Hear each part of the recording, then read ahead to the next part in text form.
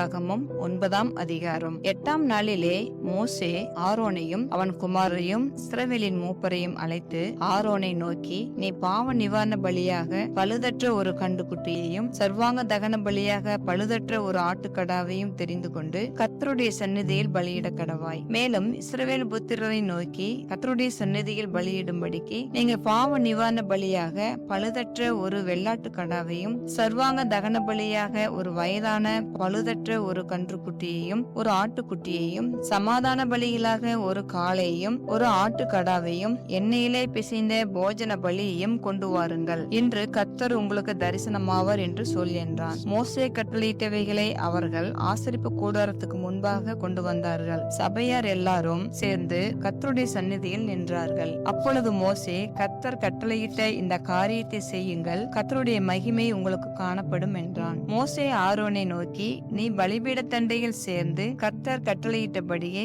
உன் பாவ நிவாரண பலியையும் உன் சர்வாங்க தகன பலியையும் செலுத்தி உனக்காகவும் ஜனங்களுக்காகவும் பாவ நிவர்த்தி செய்து ஜனங்களுடைய பலியையும் செலுத்தி அவர்களுக்காகவும் பாவ நிவர்த்தி செய் என்றான். அப்பொழுது ஆரோன் பலிபீடத்தண்டையில் சேர்ந்து தன் பாவ நிவாரண பலியாகிய கன்றுக்குட்டியை கொன்றான். ஆரோனின் குமாரர் அதன் இரத்தத்தை அவனிடத்தில் கொண்டு வந்தார்கள். அவன் தன் விரலை அந்த இரத்தத்தில் தோய்த்து பலிபீடத்தின் கொம்புகளின் மேல் பூசி மற்ற இரத்தத்தை பலிபீடத்தின் அடியிலே ஊற்றி பாவ நிவாரண பலியின் கொழுப்பையும் உண்டை காய்களையும் கல்லீரலில் எடுத்த ஜவ்வையும் கர்த்தர் மோசேக்கு கட்டளையிட்டபடியே பலிபீடத்தின் மேல் தகனித்து மாம்சத்தையும் தோலையும் பாளையத்துக்கு புறம்பே அக்கினியிலே சுட்டரித்தான். பின்பு சர்வாங்க தகன பலியையும் கொன்றான். ஆரோனின் குமாரர் அதன் இரத்தத்தை அவனிடத்தில் கொண்டு வந்தார்கள். அதை அவன் பலிபீடத்தின் மேல் சுற்றிலும் தெளித்தான். சர்வாங்க தகன பலியின் துண்டங்களையும் தலையையும் அவனிடத்தில் கொண்டு வந்தார்கள். அவன் அவைகளை பலிபீடத்தின் மேல் தகனித்து குடல்களையும் தொடைகளையும் கழுவி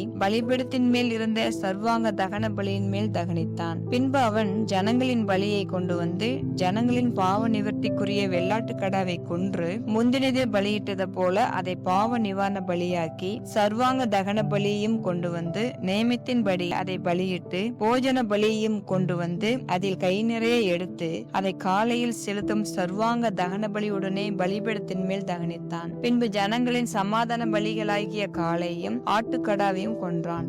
ஆரோனின் குமாரர் அதன் இரத்தத்தை அவனிடத்தில் கொண்டு வந்தார்கள். அவன் அதை பலிபீடத்தின் மேல் சுற்றிலும் தெளித்து காலையிலும் ஆட்டுக்கடாவிலும் எடுத்த கொழுப்பையும் வாளையும் குடல்களை மூடிய ஜவ்வையும் குண்டைக்காய்களையும் கல்லீரலின் மேல் இருந்த ஜவ்வையும் கொண்டு வந்து கொழுப்பை மார்க்கண்டங்களின் மேல் வைத்தார்கள். அந்த கொழுப்பை பலிபீடத்தின் மேல் தகனித்தான். மார்க்கண்டங்களையும் வலது முன்னந்தொடையையும் மோசே கட்டளையிட்டபடியே ஆரோன் கர்த்தருடைய சந்நிதியில் அசைவாட்டும் பலியாக அசைவாட்டினான். பின்பு ஆரோன் ஜனங்களுக்கு நேராக தன் கைகளை உயர்த்தி அவர்களை ஆசீர்வதித்து தான் பாவ நிவாரண பலியையும் சர்வாங்க தகன பலியையும் சமாதான பலிகளையும் செலுத்தின இடத்திலிருந்து இறங்கினான். பின்பு மோசேயும் ஆரோனும் ஆசரிப்பு கூடாரத்துக்குள் பிரவேசித்து வெளியே வந்து ஜனங்களை ஆசீர்வதித்தார்கள். அப்பொழுது கர்த்தருடைய மகிமை சகல ஜனங்களுக்கும் காணப்பட்டது. அன்றியும் கர்த்தருடைய சந்நிதியிலிருந்து அக்கினி புறப்பட்டு பலிபீடத்தின் மேல் இருந்த சர்வாங்க தகன பலியையும் கொழுப்பையும் எரித்து விட்டு ஜனங்கள் எல்லாரும் அதை கண்டபோது